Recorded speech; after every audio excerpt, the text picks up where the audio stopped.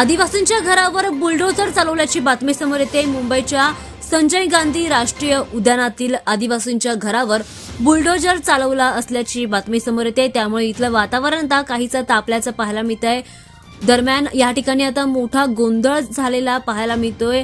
आतमध्ये राहणारे आदिवासी आणि पोलीस यांच्यामध्ये मोठी झटापट झाली आहे। मात्र ही सर्व कारवाई मुंबई उच्च न्यायालयाच्या निर्देशानुसार होत असल्याचं प्रशासनाने म्हटलेलं आहे। या सगळ्या गोंधळानंतर आता तणावाचं वातावरण निर्माण झालंय। संजय गांधी नॅशनल पार्क आजच्या दिवशी बंद ठेवण्याचा निर्णय घेतला गेलाय। संजय गांधी नॅशनल पार्कच्या बाहेर मुख्य गेटवर बॅरिगेटिंग देखील लावण्यात आलंय। पोलिसांचा मोठा बंदोबस्त या ठिकाणी करण्यात आलाय।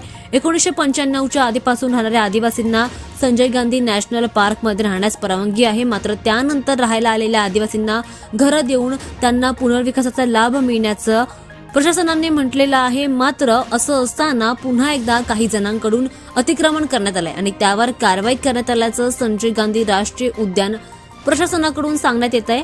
बोरिवली संजय राष्ट्रीय उद्यान परिसरामध्ये आदिवासींच्या बेकायदा घरांवर कारवाई करताना पोलिसांवर मोठ्या प्रमाणामध्ये दगडफेक झाली। कारवाईचा विरोध करत असताना आदिवासी समाजाने मोठी गर्दी केली आहे। यावेळी पोलीस आणि आंदोलकांमध्ये झटापट झाल्याचं पाहायला मिळतंय। मोठा गोंधळ या ठिकाणी निर्माण झाल्याचं पाहायला मिळत आहे।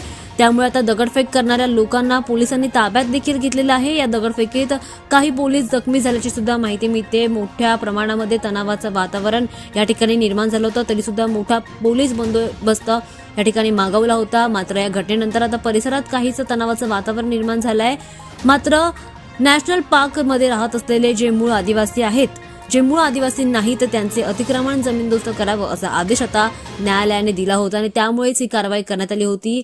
यावर आता काय पाऊल उचललं जाणार, काय निर्णय घेतला जाणार, या घडामोडींकडे आता सगळ्यांचं लक्ष राहिलेलं आहे।